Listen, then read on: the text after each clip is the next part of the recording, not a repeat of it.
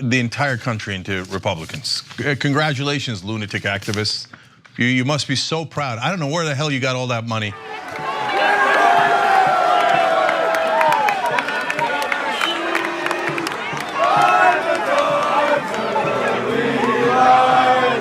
Was so proudly we hailed at the twilight's last gleaming, whose broad stripes and discuss about these protests, but you guys obviously just saw the scene, which is actually at the University of North Carolina campus in Chapel Hill, and obviously it kind of warms your soul to see a bunch of guys re-raise the American flag and actually fight to protect the American flag from these pro-Palestinian protesters who once again are just simply using this right here as an excuse to put a bunch of other grievances out there.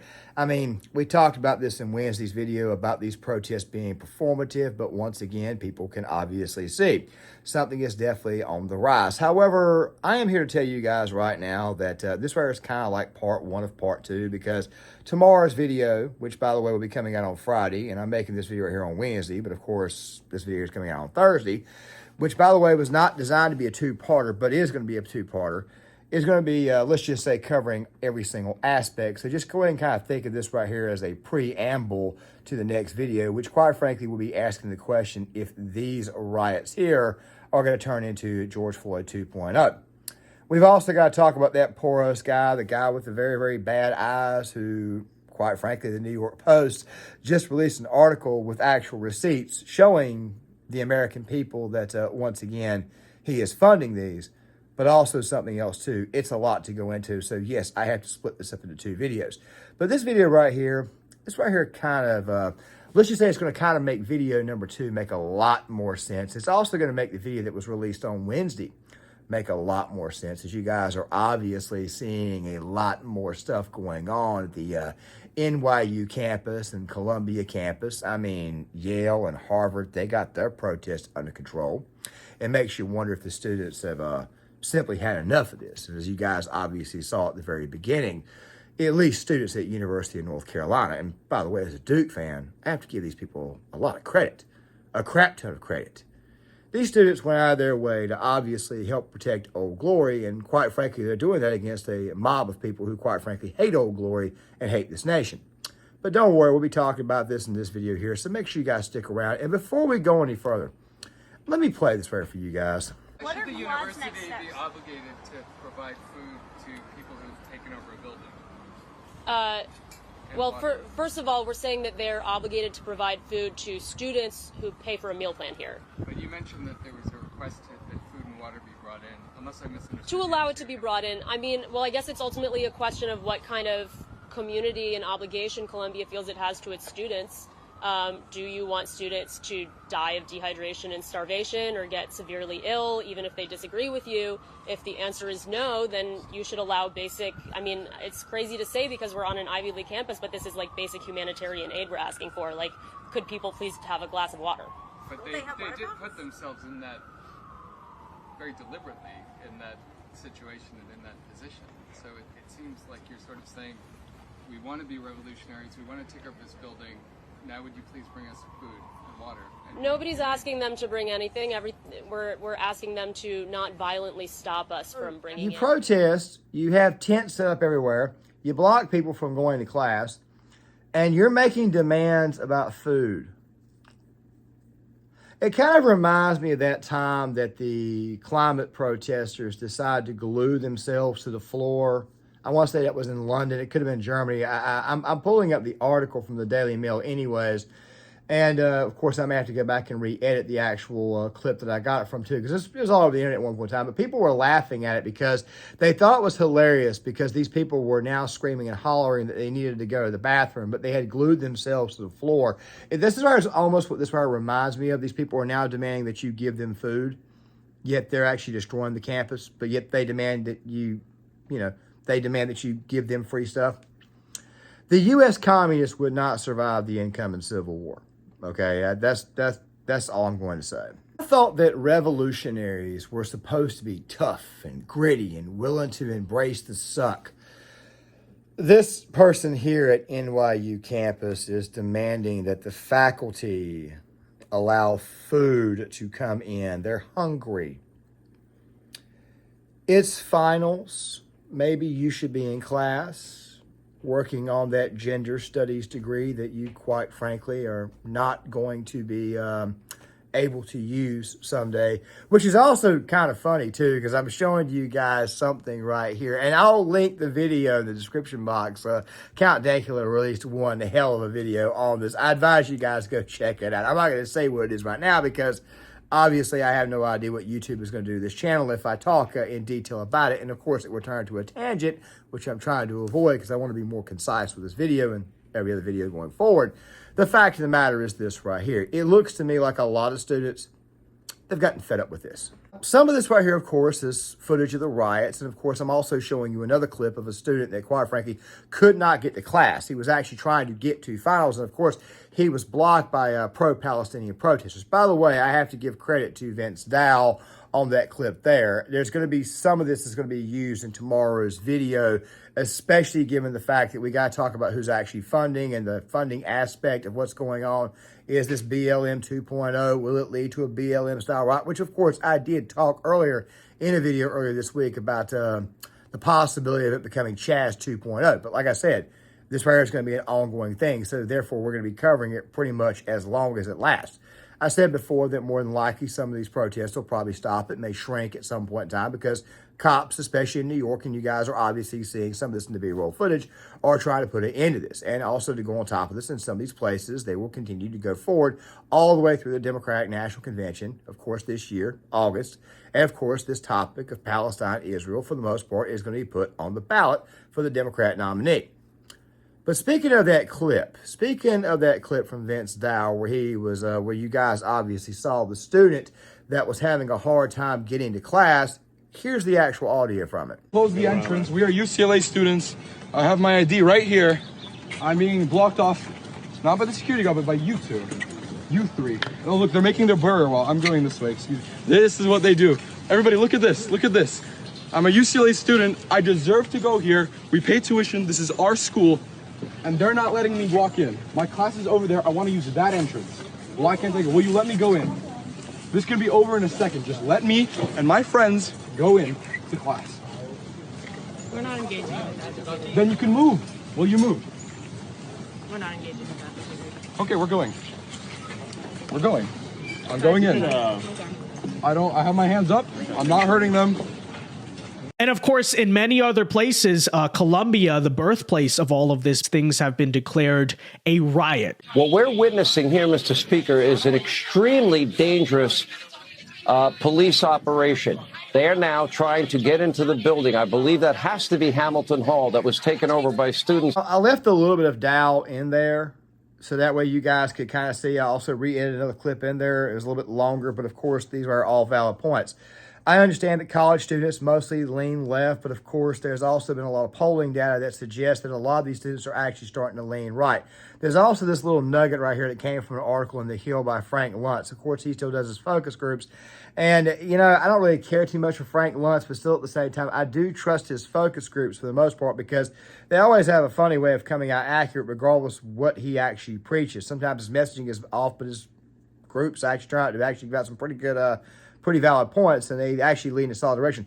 But the reason why I'm bringing this up is because you guys can obviously see, and I'm leaving the tweet up, if you pay very close attention, even the further you go down the list, the actual support for Israel is going up. Now, here's the thing that you got to understand about this. The support for Israel was actually down, okay? If you really and truly want a red pill, not just somebody on the left or somebody who's Democrat-leaning, just simply give them what it is that they want. However, if you want to get somebody involved into a situation that, quite frankly, they did not want to be involved in at some point in time, just simply screw up their day. That's all I got to say on that. Right? Just simply screw up their day. But going back to the whole Poros thing, that right there will come up in Friday's video, which, of course, like I said, is kind of the part 2 to this one here. The thing is this right here. They don't seem to realize it, but they're actually creating Republican voters. Whether they know it or not, they actually are. Speaking of that Vince Dow segment, he had a very interesting segment that came from TYT, and it's Cenk Uygur of all people. And believe it or not, he's actually telling the truth. The entire country into Republicans. Congratulations, lunatic activists. You must be so proud. I don't know where the hell you got all that money. But whoever gave you that money, I don't think they're on our side at all. Yes, this right here is actually creating more and more and more Republican voters. There's another reason why it is, and of course, I'll be coming back to this video here on in Friday's video. There's another reason why it is that this topic, of course, is just going to end up getting worse and worse and worse for the Democrats, regardless how much porous money you put in. Regardless of how many people you bring over the border, you're not going to be able to register them in time. As a matter of fact, there was a memo that came out recently. The Democratic Party did not want anybody else to get registered to vote, at least for the time being, because those who, quite frankly, are those who were leaners are leaning towards former President Trump. They don't recall it being this bad until 2020, and they kind of empathize with what was going on, but they didn't think he was handling it correctly. Whereas in the case of Joe Biden, they say to themselves, this guy right here is literally unleashing the beast. But that right there brings me back to the whole thing about demands. Check it out. Protesters, presumably a student protester herself, came out and spoke to some of the media, and this is what she had to say. Listen. That would be up to the individual discretion of students. Nobody's being forced to remain. Nobody's being forced to protest. The students are here because of their own personal, heartfelt commitment to the Palestinian cause and to the wish of divestment. That being said, it would again be incredibly short-sighted of the university to expel a huge number of its students, especially considering how much consensus this matter has on campus. I strongly believe that it would galvanize the rest of the campus community. So remember, all of this happened after the 2 p.m. deadline expired yesterday and Columbia University began suspending students. There you have one of those spokespeople for the student protesters saying if you expel us, it's going to make things even worse. They did say they are open to continued negotiations about their three main things they want, which is divestment from Israeli companies, transparency about those companies, and ultimately they want universal amnesty so that they're not punished for doing what they've done over the last 12 hours of barricading themselves in the building and continuing the encampment. I want to show you over here, that is a blue tent. It is now limited access into the main campus of Columbia University during final exam time. Only those who are essential personnel and students who live on campus are allowed in right now. We have seen students being denied, and we spoke to one of those students who was denied entry earlier today. Listen. No, I don't. In fact, that was one of the most disruptive elements of the past few weeks. You know, I've been very concerned to see the amount of guns and armaments around the campus, and I'm not happy with the presence of the NYPD. I think anytime you have NYPD, it's even though you can't eat food and you're trying to study, you don't want the NYPD to come in here and break up what's going on. Hey, look, I'm developing. I played that all the way through, a little over a minute. The reason why I played it was so that way you guys could see that there's another student out there who's screaming, we demand this, we demand that there. We want this school to divest from its, the Jews donors. And of course, this right here is something that's completely unrealistic and it's not going to happen. Okay, it's pretty obvious. It makes you wonder if the protests, like I said yesterday, were completely performative and completely unserious. It would make you obviously think that that was the case. And guess what? For the most part, it is. But there is always going to be true believers in the crowd. But the thing is this right here. A lot of things these people want are obviously insane. But the reason why I played that a little bit longer was so that way you guys could see the student at the very end, okay? And the reason why I wanted to show you guys this is because obviously this guy right here, he does have an opinion. Don't let him fool you. He's obviously keeping his mouth closed. As a matter of fact, I'm playing it again in the B-roll footage. Pay very, very close attention to his head movement, him looking around. He knows that this situation could pop off at any point in time, which is also another indication of students, in fact, being tired of it. But besides students being tired of it, it makes you wonder how many other people in this country are actually tired of it. Yes, I am rolling another clip for you guys in the B-roll footage. It is of the CNN ORC poll, which was released this past weekend, showing former President Trump actually soaring over Biden. They tell you that Joe Biden had a post-State of the Union bump, but he really did not. And in no point in time in his post-bump did he ever lead by more than a point. Not to mention the Real Clear Politics average has had former President Trump the entire time. Now, I'm not a big-time believer in the polls, but if the non-incumbent is polling this well at this moment in time against a very, very weak incumbent who's got an extremely low approval rating, it might lead you to believe that, the incumbent president, who, by the way, is once again trying to play both sides of the aisle, which is not going to work, is obviously in a pretty daggone weak position. But let's look at triggered Jim Acosta meltdown over this. A lot of Democrats looked at this and spit out their coffee on Sunday morning. The CBS Battleground poll over the week did show a tight race in multiple swing states. So the numbers are all over the place. Right. It's April, and people say, it's April, it's early. But May, yeah, it's almost May. Yeah. May is not that early. There's still 6 months left. I did not spit out my coffee. I had a very nice, calming cup of coffee yesterday, even after seeing this poll. Because look, the trend with all of the other national polls is that the race is tightening. A lot of the other national polls, including the one that you mentioned, CBS, has Joe Biden either tied or ahead 2 or 3 points. The CBS poll had Joe Biden ahead in Michigan, tied in all of the other battleground states. What the Biden campaign is doing is the smart thing to do, which is they are rolling up their sleeves, they're doing the work. They are having Joe Biden go to all the battleground states. He is whipping up a storm in terms of the travel that he is doing, going around telling all of the Americans about the accomplishments, what he has done, what he's going to do, while Donald Trump is stuck in a courthouse. But the other thing that's in that poll, we're out of time. But the other thing that's in that poll is it shows that a lot of Americans view Donald Trump's presidency as a success, and Biden's as a failure, which is extraordinary given the fact that 1 million people died from COVID. Yeah. I mean, okay, there's a couple of things that, quite frankly, need to be cleared up in this, and it's not that hard to clear up. You guys obviously heard Jim run his mouth, and of course he does bring up the C word once again. But let me go ahead and say this really quick. This right here is a graph, and I'm letting it stay up a little bit longer. This right here came from Reuters. It's pretty much a graph of the death toll from COVID between March of 2020 all the way through 2022. By the way, there's some Democrat states that still have mask mandates in place. And of course, in some of this B-roll footage that I've shown you, you've got students wearing masks. This is something that, quite frankly, I was kind of fearful of back in 2020, that it wasn't it wasn't the bat stew flu that these people were trying to cover up from. It was actually something else. They were trying to cover their face so that way they could do some pretty nefarious crap. But like I said before, we'll talk more about that in part 2, which I may turn out to release tomorrow. It depends on what happens to the video here. The point is this right here. The death toll was actually much, much higher from January 2021, even though I understand that Biden had just got in office. He could sign executive orders and call Democrat governors, who, by the way, were running the battleground states at the time, and basically tell them, look, you need to kind of like stay locked down for the time being. What I'm saying is the death toll, if you guys can see it from the chart, was obviously much, much higher when Biden was in office. Now, I'm not blaming a president for the deaths, okay? Because obviously one man cannot control that. They can set the environment. But I also remember this particular ordeal coming from another country, which is also going to feed into my next point, which of course is going to feed into one more point, which of course is going to close out the video. So bear with me for a second here. Do you guys know how it is that the Biden administration loves to manipulate the job numbers? They love to tell you that we have this great, robust economy. Meanwhile, the price of gas is damn near $4 a gallon in some states. My state, of course, some other states is $6, $7, $8 a gallon. Of course, they love to lie and tell you that. Just don't forget that Biden was the one who drained our strategic oil reserve now for the 3rd time. He's also the same person who removed the Keystone Pipeline, or removed the permits on the Keystone Pipeline.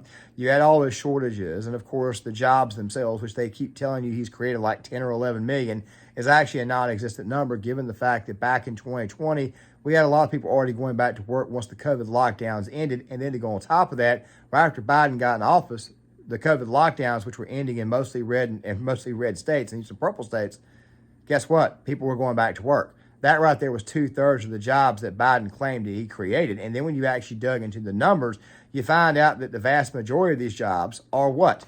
Part-time jobs. So right off the bat, people already know that Biden is lying, which I find very, very funny too, given the fact that Joe Biden is the feelings over facts president. Feelings over facts is about to actually annihilate him this presidential cycle. Let me just go ahead and kind of add one more caveat to that. You know the term facts over feelings. Facts don't care about your feelings. The Ben Shapiro term. It's funny because typically most conservatives use that argument against the liberals, and the liberals always use the exact opposite argument against Republicans, which basically doesn't make any sense. Still, though, like I said before, Biden is the feelings over facts president, and while he spins out fake facts, the American people have actual, honest-to-God, real feelings, and they're not exactly feeling Joe Biden's fake facts, meaning they're not exactly behind the propaganda. Which leads me to another point. You see how Biden is not doing well with young people. Well, Biden wasn't doing well with young people because Biden wasn't exactly far left enough. But the thing about that is this here, the shift was a much, much lower turnout. Well, now you've got actual college students who are now officially fed up with and pissed off with the actual protesters. This issue of Israel-Gaza, Israel-Palestine is going to completely destroy the Democratic Party because you have a very, very weak incumbent who's trying to play both sides of the aisle. I would actually be one to believe that if he just chose one side, he might be able to pull it off. But still at the same time, though, you look kind of weak when you're trying to play both sides of the aisle, which then leads me to my next point. Go back to what I was saying about the C word. During COVID, you had all those riots, George Floyd 2.0. Eventually, you had the riots in Atlanta. You had that incident. You had Ahmaud Arbery earlier that year. It was a year full of social unrest. And social unrest is not good for an incumbent president. But we'll talk more about that in another video. We'll probably talk about that in the fall of this video here. The fact of the matter is that riots and social unrest do not help incumbent presidents out. It didn't help Donald Trump out. Trump did, in fact, receive a massive vote uptick from 62.9 million votes to 74.2. But still, though, the Democrats had enough overall voters with all the other trickery that they normally do to get across. And, of course, we can't talk about this here on this platform. But still, at the same time, though, they're not going to be able to pull that off this time because now they have a massive shift, or what I like to call the COVID vote, is now turning against Biden. A lot of the people who came out and voted, they were not voting really so much against Trump. They were actually voting more against COVID and thought that maybe a change in leadership was a good idea. It's probably about 11 or 12 million total of their voters. Well, when you factor in that about 7.5 to 8 million of those votes, it recently came out in a previous poll from YouGov, are flipping to Trump. It also came out in a Pew Research study as well. When you factor in college students, especially those who actually have some Jewish ties, and you factor in all the other college students that are pissed off and upset, it's very, very possible that that shift amongst young people, especially young men to the right, is real. That's all I'm saying. It looks like people have finally had enough, especially college students. And college students was kind of the last thing Biden had. But you guys, please tell me what it is that you think. Do you think that they're creating more and more and more Republican voters? Do you think they're creating more and more and more conservative voters? Do you think that the absolute ridiculous demands of these terrorists are actually causing this? You tell me what you think. But I almost forgot. There is one more thing. A clip that went viral last week. Here's a small snippet of it because this right here is what these young people should really and truly be angry about. Are sequestered from young people. Housing prices have gone from $290 to $420 in the last 4 years. So a young person, a house, stocks that I don't own skyrocket in value. Let's have COVID relief and flush the markets and take assets way up, because if 1 million people dying would be bad, would be tragic if I got less wealthy. And we're doing it on their credit card. Young people have every reason to be enraged, and every issue they see, they look up, they get angry, and they see someone doing better than them. And then every day it is speedballed in their face. We'll be talking more about the situation and my follow-up to this one right here, which is very, very possible that I just may release tomorrow, depending on what happens to this video here. Either way, though, it's going to be a relatively busy weekend. We got to talk about Russell Brand's conversion to Christ and see if it's actually real or not. We've also got to talk about this thing called Christian atheism, and I just got them making the video on the situation in Chicago and the situation in Charlotte where U.S. Marshals were killed, and, of course, why is it cops are now targets. And there'll probably one more video tossed in anyways, because obviously you guys know me. I love to post to YouTube, and I love to give you guys content and updates. With that rather being said, guys, please tell me what you think in the comment section. Please hit the like button, subscribe, share the video, sign off in the comment section, and I'll see you guys later.